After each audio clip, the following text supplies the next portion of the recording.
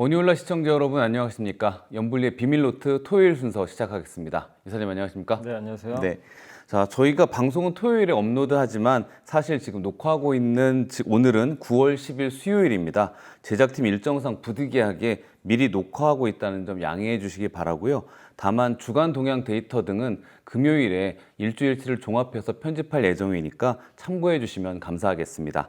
자, 금주에 어떤 이슈가 있었고 증시 흐름은 어땠는지 짚어보겠습니다. 저희가 이제 오늘 촬영하는 날 그 코스피가 사상 최고치. 오늘 예. 최고치가 돼서 다행이네요. 예. 그래서 사상 최고치 이게 이제 4년 만이거든요. 그 21년도에 3,316이니까 네. 정말 오랜 시간이 걸렸는데 이제 사상 최고치 경신했고 미국은 뭐 계속 지금 요즘에 사상 최고가를 경신을 하고 있는데 이게 이제 최근에 증시가 강한 이유가 고용 지표가 계속 안 좋게 나오는데 이걸 이제 시장은 악재가 아니라 호재로 받아들이고 있죠. 그렇죠. 예, 금리 인하 확률 이제 100% 했고 금리가 보통 떨어지면 또 금값에 영향을 주거든요. 그래서 금도 사상 최고치를 돌파했고 미국의 10년물 국채 금리도 4.1% 아래로 떨어지면서 금리까지 안정이 되다 보니까 시장은 상당히 기술주 중심으로 좋은 분위기 이어졌고 또 미국 하면 AI인데 지난주에 브로드컴에 이어서 이번 주에 오라클도 대표적인 클라우드 회사거든요. 얘가 실적 발표했는데 AI가 폭발적으로 성장하고 있다는 걸 수주장고로 증명을 해버렸습니다. 그래서 좋은 분위기가 나왔고 그리고 대주주 양도차익 과세 50억 원으로 아마 되돌릴 가능성이 높고요. 이재명 대통령이 기자회견을 하는데 뉴스를 보니까 아마 다시 50억으로 한다는 얘기가 좀 있더라고요. 그래서 아마 이것도 증시의 호재로 좀 작용했고 그다음 또 한 가지 이슈 중에 하나가 박진영 씨가 대중문화교류위원회 위원장이 임명이 돼서 저도 좀 깜짝 놀랐거든요. 그래서 정말 이번 정부의 좀 특징 중에 하나가 기업체 대표를 그렇죠. 이렇게 진짜 실제 뭐 공무원 굉장히 중요한 요직에 앉히는 그런 일들이 발생을 하고 있습니다. 어쨌든 유동성은 계속 증가하고 있고 경기 침체는 또 아니고 AI는 성장하면서 시장 계속 랠리를 보이고 있다. 이렇게 말씀드리겠습니다. 말씀하신 미국 고용 지표가 업데이트가 됐는데 그러니까 과거께 조정이 된 거죠. 네. 근데 상당히 충격적으로 부진한 게 나왔고 이제 9월 FOMC에서 금리 인하 확률은 100%다. 그럼 금리가 인하되면 이 본격적인 인하 사이클에 진입을 한다 이렇게 봐도 되겠죠? 네, 본격적인 이제 인하고요. 그러니까 이번 한 번만 할 거면은 증시가 이걸 호재로 받아들이지 않을 텐데 연속해서 3번은 하지 않겠냐 이렇게 보고 있고 그래서 이번 주에 이제 무슨 일이 있었냐면 미국의 노동통계국이 25년 3월 이전 그러니까 작년 4월부터 올해 3월까지 일자리 수치를 이렇게 조정을 했거든요. 보통 이렇게 한 번씩 수정을 하는데 이게 문제가 좀 뭐냐면은 무려 91만 1000개 일자리가 사라져 버린 거예요. 너무 큰 차이가 큰데요? 너무 차이가 크죠. 예. 그래서 이거 일단 줄 거라고 예상은 했어요. 68만 2천 개를 예상했는데 감소가 91만 1000개나 없어지다 보니까 이제 시장이 좀 놀랬던 거죠. 근데 이거를 경기 침체로 보질 않아요, 시장은. 이 정도 수치 가지고는 뭐 경기 침체까지는 아니다. 이렇게 해석을 하고, 그러니까 지금 시장이 워낙 강해서 그럴 수도 있지만 이게 지금 안 좋은 수치는 맞지만 그리고 어차피 이 수치가 현재의 경제 상황을 반영하기보다는 뭐 6개월 전 수치 아니냐 뭐 이런 평가도 있다 보니까 그거보다는 금리 인하가 더 가속화될 것 같다. 심지어 이번 9월 달에 0.5%를 한 번에 인하하는 그 B컷 이것까지도 이제 그럼 이거 호재 아니냐 막 이렇게 그렇죠. 보는 것 같아요. 그러니까 미국 내에서도요 되게 막 이게 치열하게 엇갈리고 있는 게 뭐냐면 한쪽에서는 이거 좋다. 지금 금리 인하는 시작이 되고 트럼프의 감세 법안까지 이게 받쳐주기 때문에 증시 계속 오를 수 있다. 이런 이제 의견도 있는 반면에 또 한편에서는 이거 고용이 악화되고 있는데 우리가 금리 인하를 반겨야 될 문제는 아닌 것 같다. 그러니까 나쁜 지표를 나쁘게 안 보려고 하는 인식이 맞아요. 불안감을 또 갖고 오는 것 같아요. 사실 이게 참 근데 이게 좀 되게 애매한 게 과연 지금 이 고용 지표 가지고 경기 침체냐 아니냐 이걸 봐야 되거든요. 근데 이제 일단 시장은 그렇게 안 봐요. 침체까지는.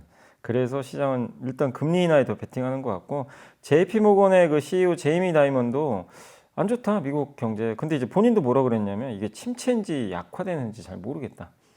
이게 시간이 지나봐야 되니까. 그래서 지금 미국은 전반적으로 그러니까 시장에 참가하는 사람들은 경기 침체는 아닌데 금리 인하 많이 할 것 같다. 요 기대를 지금 하면서 가고 있고 다만 이제 여기에 찬물을 끼얹을 수 있을 건 뭐냐면 물가가 튀면 안 돼요. 그렇죠. 물가가 너무 튀면은 금리 인하 속도가 또 제어되잖아요. 그래서 결국 물가 지표가 좀 관건이 되지 않겠냐 이렇게 생각을 하고 있습니다. 자, 시티증권이 엔비디아 목표 주가를 210달러에서 200달러로 하향 조정을 했습니다. 그 이유가 브로드컴을 거론했는데 그럼 브로드컴은 약진을 하고 엔비디아 주가는 이제 고점이었나 이런 생각이 드는데. 근데 뭐 엔비디아가 워낙 올라서 뭐 단기 고점일 수는 있는데 이제 대부분의 평가는 뭐 아직 끝나지는 않은 것 같다 이런 평가들은 많은데 다만 이제 불편한 건 맞아요. 왜냐하면 경쟁사가 너무 잘하고 있거든요. 지금 브로드컴 거기다가 구글 TPU, 그렇죠. TPU 나오고. TPU도 이게 사실 엔비디아 거 대신 쓸 수 있는 거잖아요. 근데 구글이 원래 자기네만 쓰다가 메타, 오픈AI, 오라클 등에 내년부터 공급하겠다. 뭐 이렇게 나오니까 GPU 점유율이 당연히 떨어질 수밖에 없잖아요. 그래서 CT에서 했던 얘기 뭐냐면 내년까지는 별로 걱정 안 해도 된대요. 내년까지는 여전히 실적이 견조할 텐데 좀 문제가 27년 이후에는 본격적으로 구글과 브로드컴이 훨씬 많이 생산을 하니까 그때 진검승부가 펼쳐진다. 그때도 경쟁에서 이기면 당연히 좋은데 아무래도 구글과 브로드컴이 이제 이게 치고 들어온다면 27년의 성장은 좀 둔화되지 않겠냐. 그리고 워낙 너무 성장을 했기 때문에 언젠간 둔화될 수밖에 또 없거든요. 예. 대체제가 없다는 이유로 고속 성장을 맞아요. 하고 주가도 올라갔는데 네. 이젠 대체제가 보이고 작지만 아직은 네, 작지만 맞습니다. 그런 부분이 주가에 반영이 될 것 같긴 예, 합니다. 그래서 이제 그런 부분들이 있기 때문에 내년보다는 내후년에 대한 좀 성장 우려. 요거를 이제 보고서에 쓰면서 일단 목표 주가를 많이 낮추진 않았어요. 200달러 좀 낮췄는데 이 부분이 좀 어쨌든 시장에서는 이 보고서 나온 날 오히려 올랐어요, 사실은. 그 전에 미리 좀 빠진 게 있어가지고 그래서 일단 이게 지금 단기 고점일 수는 있겠지만 중장기적으로 고점일지는 조금 더 상황을 지켜봐야 되겠고 그리고 내년까지는 일단 괜찮다는 건 CT에서도 인정을 하고 있습니다. 하지만 그 미국 스타게이트 프로젝트라고 있잖아요. 네. 거기를 이끌고 있는 클라우드 기업 오라클이 이 발표된 숫자가 놀라웠는데 거꾸로 오라클이 좋으니까 이건 또 엔비디아한테 호재가 되는 거겠죠. 그럴 수밖에 없죠. 왜냐하면 오라클은 이제 엔비디아를 또 사용을 하고 있기 때문에 그래서 이번에 사실 실적은 별로 안 좋았어요. 뭐냐면 안 좋다는 표현이 뭐냐면 예상보다 낮았어요. 뭐 매출이나 주당 순이익이 근데 주가가 시간에서 30% 폭등을 해버렸어요. 이유가 뭐냐면 RPO라고 하는데 우리나라 말로 따지면 잔여 의무 수행이 좀 어려운 용어인데 한마디로 오라클이 수주한 잔고 있죠. 아, 미리 수주 계약해 놓은 네, 계약 잔고입니다. 네. 그래서 뭐 배로 따지면 배 수주한 거랑 똑같다고 보시면 되겠는데 이게 원래 시장에서 예상하기가 1,485억 달러 예상했어요. 근데 얼마가 나왔냐면 실제로는 4,550억 달러. 거.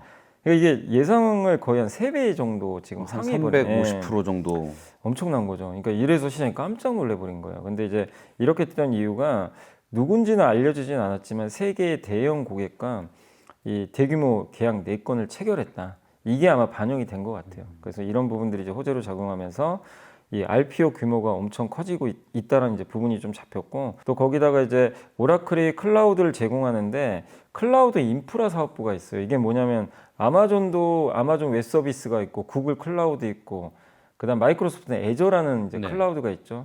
각각 그런 서비스가 있는데 오라클도 자기네 직접 이제 여기랑 경쟁하는 사업이 있거든요. 그게 바로 이제 클라우드 인프라 사업인데 이들과 경쟁하는데 여기가 지금 매출이 일단 현재 180억 달러 예상을 하는데 5년 후에는 1,440억 달러가 될 거래요. 이렇게 이제 발표를 해버린 거예요.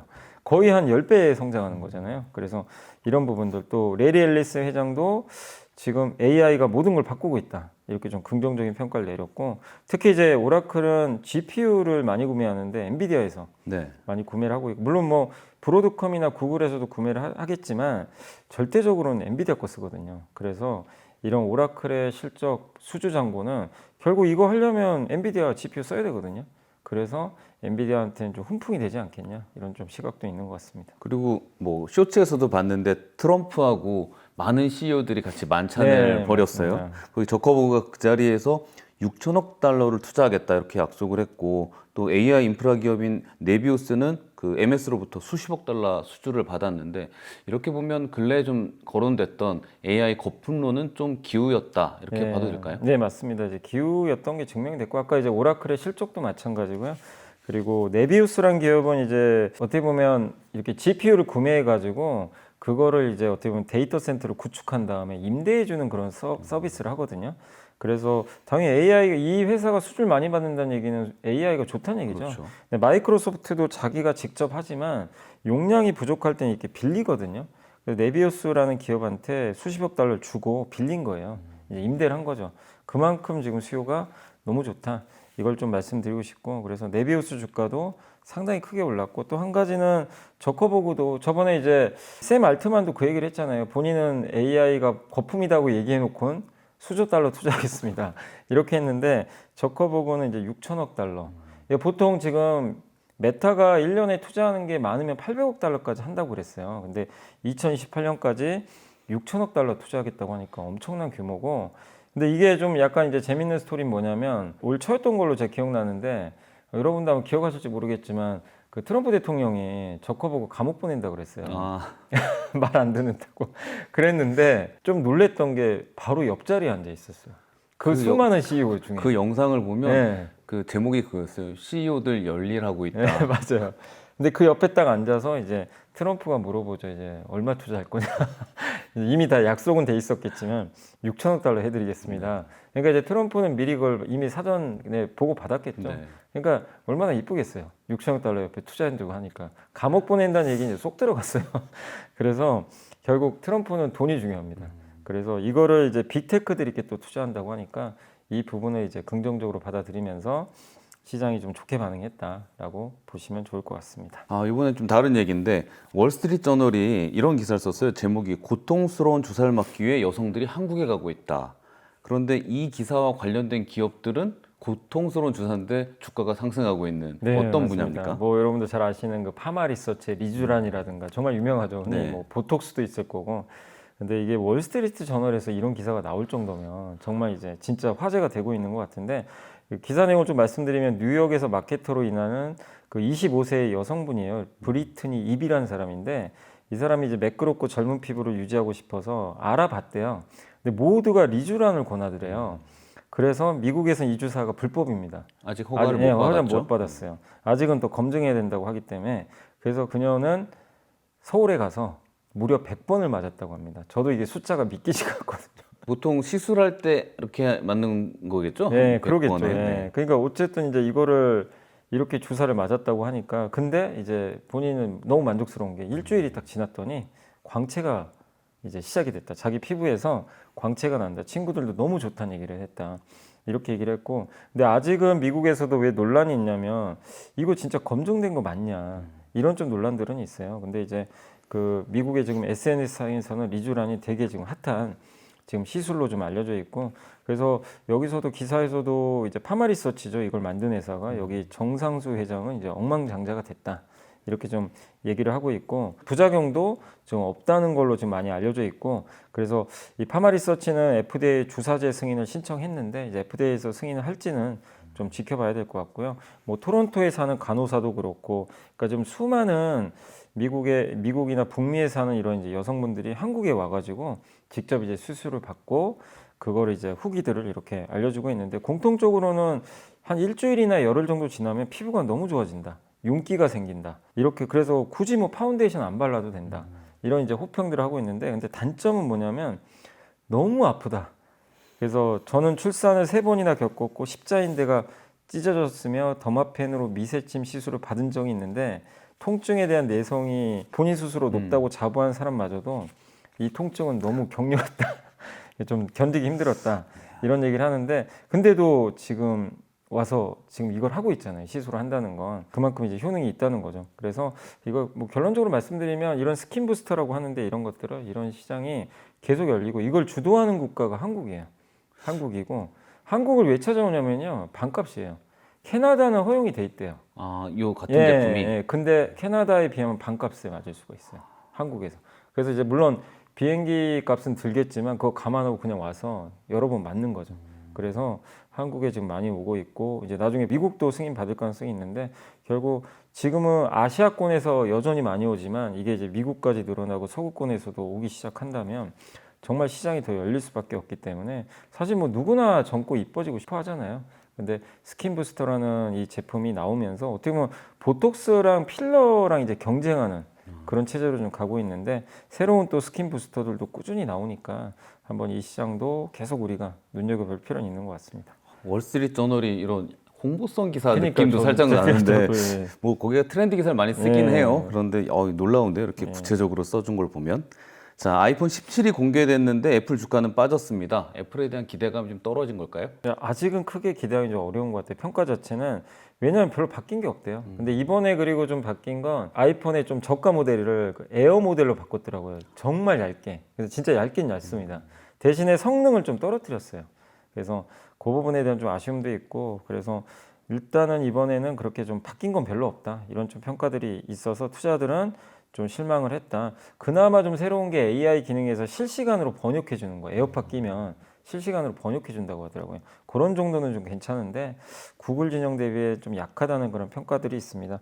그러나 이제 IM증권의 고희영 연구원님이 코멘트한 걸 제가 좀 말씀드리면 애플 밸류 체인이 보통 이렇게 움직인대요. 아이폰 출시 전에 좀 올랐다가 막상 출시하면 항상 빠진대요. 예, 실망 매물도 나오고 그래서 근데 보통 그럴 때 이렇게 하락하는 패턴이 반복되니까 지금 그런 밸류 체인은 오히려 이렇게 조정받을 때 비중을 늘리자 이런 전략인데 실제로 이거 애플 아이폰 출시 이제 공개되고 나서 LG 이노텍 주가 좀 많이 빠져버렸거든요. 그래서 LG 이노텍과 BH에 대한 의견은 좀 긍정적인데 뭐냐면 둘 다 싸다. PBR이 예, 많이 났네요. 0.7배. 예. 그러니까 기대가 없는 거예요. 네. 아예. 없고 근데 내년에는 4년 만에 이익 성장 기대된대요. 특히 이게 내년 아이폰에 뭐 저는 이제 카메라를 잘 몰라서 근데 가변 조리개를 탑재한대요. 그러니까 이제 굉장히 좀 큰 변화라고 합니다. 근데 이런 게 부착이 되면 결국엔 단가가 좀 오를 수 있잖아요. 그래서 아마 그 보는 것 같고 BH도 애플 밸류 체인인데 그 내년에 폴더블 아이폰 나오거든요. 거기에 이제 PCB 기판이 있어요. FPCB라고 그걸 단독으로 공급하는 업체예요. 그러니까 결국 올해가 아니라 내년 보고 이 두 개 회사가 좀 실망 매물 때문에 빠진다면 한번 모아보자라는 의견이니까 뭐 일단 좀 실망스러울 수는 있습니다. 그러나 의견 자체는 그렇게 나쁘지 않다라고 좀 말씀을 드리고 싶습니다. 알겠습니다. 자, 코스피가 오늘이죠. 방송 기준으로는 지난 수요일 사상 최고치를 경신했는데 한국 증시의 새로운 재평가 기대해봐도 될까요? 보통 이렇게 최고치를 경신하면 그 방향으로 가는 경우가 좀 많고 미국도 그렇고 그래서 좀 시작이 됐다 이렇게 보시면 되겠고 4년 3개월 만이죠. 근데 이유가 있죠. 그냥 간 게 아니라 일단 미국의 금리 인하 이건 당연히 우리나라한테 호재가 되고 금리가 떨어지면 달러가 약해지거든요.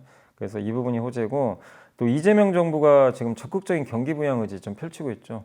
그러니까 돈 없으면 빌려서라도 돈 풀어야 된다. 이런 좀 논지가 되게 강하고 미국도 푸는데 우리도 풀고 있고 그다음에 증시 부양 뭐 약간 대주주 양도차익 과세 논란은 있었지만 상법 개정을 지금 계속 하고 있죠. 예, 점점 센 거를 지금 통과시키고 있으니까 이것도 당연히 시장에 호재가 될 수밖에 없고 또 우리나라 기업들 요새 잘 나가는 거 보면 조선, 원전, 반도체, 전력기기 다 미국의 파트너예요. 그렇죠. 미국이 못하는 걸 우리가 해주는 이 산업들이 되게 커지니까 긍정적인 것 같습니다. 그래서 한국 증시가 싸진 않아요. 이제는 싼 건 아닌데 그렇다고 비싼 건 또 아닙니다. 뭐 엄청 고밸류거나 그런 건 아니기 때문에 코스피 4천을 향해 가는 그런 여정이 있고 사실 저희 LS증권 이제 리서치 쪽에서는 그 1년 안에 코스피 4천은 예상은 하고 있거든요. 지금부터 1년 안에. 네, 그러니까 이제 보고서 나온 지가 한 달 정도는 됐어요. 근데 이제 당장 간다는 게 아니라 4천까지. 그 조건은 뭐냐면 정부가 당연히 계속해서 증시 부양을 해야 되고 미국이 금리를 낮춰줘야 되고. 근데 지금 이 두 가지 조건이 이제 맞아 떨어지고 있기 때문에 올해 뭐 4천을 당장 가는 건 아니지만 이걸 향해 가는 여정은 좀 시작이 된 거 아닌가라고 좀 판단을 하고 있습니다. 자, 이번 주 외국인 기관 개인들 매수 종목과 상승한 업종 정리해 보겠습니다. 상승한 업종 가운데 흐름이 더 좋게 이어질 수 있는 주목할 만한 분야는 어딜까요? 일단 이제 가장 셌던 건 사실 조선 기자재 쪽인데 너무 이번 주에 많이 올라서 그쪽보다는 저는 이제 다음 주에 좀 강할 걸로 좀 보는 거는 반도체 대표주 하이닉스가 사상 최고가를 갔고 삼성전자 상대적으로 못 올랐거든요. 삼성전자도 좀 같이 오르면서 다음 주도 좀 좋지 않겠냐라고 좀 생각하고 있고 그 다음에 이제 은행주가 좀 좋았어요. 은행주가 이제 배당을 많이 주는데 이제 상법 개정 다 통과되고 나면 남은 게 배당 분리과세 법안이 하나 남아 있거든요. 그래서 그 관련해서 은행주 뭐 계속해서 고배당 주니까 한번 꾸준히 좀 관심을 가져보시면 좀 좋을 것 같고 그 다음에 로봇주도 좀 좋았거든요. 이번 주에 좀 부상을 맞아요. 했는데 뭐 이것도 일시적 테마가 아니기 때문에 괜찮지 않겠냐. 그래서 반도체 대표주 은행 로봇까지 한번 이렇게 다음 주도 지켜보시면 좋을 것 같습니다. 저도 로봇을 관심이 있어서 네. 쭉 보고 있는데 각각의 특색에 맞는 다양한 분야의 로봇 되게 회사들이 많아요. 많더라고요. 네. 뭐 의료 쪽도 있고 네. 물류 쪽도 있고 구체적으로 공부해 보면 재밌는 네. 분야 같습니다. 자, 염희사님이 선정하신 이번 주의 보고서는 어떤 주제일까요? KB증권의 하인한 연구원님인데 21세기 국가 자본주의 뭐 요즘에 이제 이런 얘기들 많이 하죠. 지금 미국이 저게 민주주의 국가냐 지금 사회주의 국가냐 헷갈린다. 왜냐하면 다 개입하잖아요. 정부가 그러니까 한마디로 지금 보이지 않는 손이 아니고 보이는 손? 보이는 손이죠. 그것도 엄청 큰 손으로 막 이렇게 개입을 총도 들고 있는 네, 손. 맞습니다. 그러니까 이게 너무 어색한 거예요. 근데 이 시대적 배경을 이해하셔야 되는 게 지금은 평화의 시대가 아니거든요. 가만히 둘 수 없는 시대죠. 막 전쟁도 나고 그 너무 스트롱맨들이 많잖아요. 그렇죠. 거기서 트럼프 대통령은 당연히 미국이라는 나라를 마가를 통해서 이렇게 세워야 되는 이제 임무를 띠고 당선이 됐기 때문에 개입을 안 할 수가 없다. 이런 이제 생각. 그래서 인텔 지분 인수하고 막 히토리 회사 지분 인수하고. 근데 이게 과거에도 여러 번 있었어요. 이번에만 있는 게 아니라 16, 18세기 절대 왕정 시대, 18세기 후반 알렉산더 해밀턴의 국가주의, 뭐 19세기 후반에 윌리엄 맥킨리의 제국자본주의, 1940년대 그 2차 세계대전, 전시자본주의 이런 게 있었는데 그때 다 국가가 다 개입을 했어요. 근데 그 시점은 다 위기 때였어요. 그렇기 때문에 지금 미국은 이렇게 편안한 지금 시기는 아니다. 그래서 국가가 개입하고 있다 이렇게 보시면 되겠고, 근데 이럴 때마다 미국이 투자가 들어가거든요. 예, 그래서 이 투자를 하려면 돈이 필요하죠. 네. 그래서 아까도 이제 말씀드린 대로 메타의 저커버거가 얼마나 이쁘겠어요. 돈 준다고. 그리고 관세 협상에서 계속 벌고 수많은 있고. 기업들한테 투자 다 얻어냈잖아요. 수많은 나라들한테. 우리도 마찬가지로 네. 돈 그런 게 있고. 그래서 이걸 가지고 이제 국부펀드 조성해가지고 이제 미국 중심의 공급망을 구축하겠다. 그래서 지금 주가 좋은 게 미국 중심의 공급망이 들어갈 수 있는 기업들은 좋을 수밖에 없어요. 그래서 뭐 1950년대, 70년대 또 1990년대 이때 뭐 미국이 다 해외에 직접 투자했던 시기들이 있는데 그때 유럽이 한번 수혜받은 적이 있고 90년대랑 2010년대는 미국이 해외 투자할 때 어디로 했냐면 중국에 했죠. 우리나라도 마찬가지였고 그러니까 이제 그쪽 나라들이 좋았고 예. 그래서 이런 이제 투자들이 이루어지는데 그럼 지금의 투자는 어디냐면 이제 해외에 투자하는 게 아니라 미국 내에다 하는 게 좀 다르다는 점이죠. 미국을 이제 제조업 자립을 하기 위해서 그래서 거기에 이제 공급망을 구축하는 기업들이 좋을 수 있다 이런 내용이고 한 네 가지 측면인데요. 원자재 쪽에서 이제 이런 이제 미국 중심 공급망 구축을 위해서 한 네 가지 정도의 이제 섹터가 있는데 첫 번째가 광물인데 광물은 중국에 완전히 밀립니다. 그래서 이건 좀 경쟁에서 열이기 때문에 아예 미국 국방부가 히토리 기업을 인수해 버렸죠. MP 머티리얼즈. 이거는 아예 지분 인수해서 하겠다는 거고 또 반도체는 중국이 약해요. 네, 약한데 더 약하게 만들려고 지금 계속 규제하죠. 하고 있고 그다음에 전력 공급은 어쨌든 지금 미국이 그동안 제조업 투자를 많이 하긴 했어요. 근데 보통 제조업 투자가 이렇게 일어나면 전력 수요가 급증을 하잖아요. 그렇죠. 그래서 전력 투자가 뒤따라가거든요. 근데 아직은 전력 투자가 생각보다 그렇게 많지 않았대요. 그래서 여기서 하는 얘기는 앞으로 전력에 대한 투자가 굉장히 크게 늘어난다. 그래서 대표적으로 보는 게 원전을 좋게 보는 거예요. 그래서 이번에 한수원과 웨스팅하우스가 아직 합자해서 만든 건 아닌데 계속 가능성은 있다고 보는 것 같아요. 그리고 마지막으로 이거 이렇게 공급망 구축하면 뭐하냐 운송을 해야 될 거 아니냐. 그래서 필요한 게 조선. 배. 그래서 이제 배. 특히 미국은 좀 배가 없으니까 이게 군함 이슈도 있는 거고요. 네. 그래서 근데 이게 시사하는 건 뭐냐면 우리나라도 이럴 가능성이 높대요. 지금 우리나라는 장기적으로 저성장이 늪에 빠져 있기 때문에 이걸 타개하기 위해서 한국도 아마 국가 자본주의로 갈 것 같다. 근데 그게 잘 생각해 보면 WTO 체제에서 자유무역이 다 될 때에는 한 나라만 이럴 수가 없는데 다 장벽을 세우니까 우리만 자유무역 하겠다고 할 수는 없을 것 같은 거예요. 맞아요. 그리고 또 한쪽을 측면을 보면 중국이 국가 자본주의라고 불리긴 하잖아요. 예를 들면 경제적 자유가 정치적 자유로 이어지는 건 아니어서 서구의 자본주의와는 다르지만 그래도 국가가 주도하는 자본주의. 그래서 중국이 요즘에 많이 강한 게 아닌가 이런 맞습니다. 생각도 듭니다. 그러니까 어떻게 보면 트럼프가 중국 따라하는 거죠. 지금 그렇죠. 어떻게 약간 보면. 그런 느낌인데, 근데 우리도 지금 그렇게 될 수밖에 없는 상황으로 보는 것 같아요. 지금 당연히 정상적인 지금 세계 경제 상황이 아니기 때문에 그래서 정부가 이제 찍는 거죠. 이 국가 자본주의 특징가 모든 산업에 다 그렇게 한다는 게 아니라 이제 특정 산업을 찍어버리는데 지금 우리나라에서 대표적인 건 AI예요. 그래서 여기 예산이 제일 많이 잡혀 있고 그 중에 이제 피지컬 AI 여기 로봇 분야죠. 여기를 집중적으로 육성하겠다 이런 정책이 있으니까 요런 그러니까 지금 우리나라 정부가 어딜 찍고 있는지도 여러분들이 거기에 이제 아이디어들이 많이 나오겠죠. 그래서 국가 자본주의 시대는 뭐 가릴 것 없이 이제 많은 국가들이 지금 이 수순으로 좀 가고 있고 거기서 이제 관심 가질 섹터는 첫 번째가 자원주, 이제 광물과 관련된 회사들 그리고 우주방산, 조선 여기는 당연히 이제 안보 목적이 좀 있을 거고 바이오는 뭐냐면 이제 금리, 그러니까 트럼프는 이 모든 걸 하려면 돈 필요해요. 금리를 무조건 떨어뜨려야 돼요. 그래서 금리 떨어지면 바이오 좋죠. 그리고 반도체 로봇은 우리나라, 한국의 국가 자본주의, 마지막으로 금융, 그 중에 증권인데 여기도 마찬가지죠.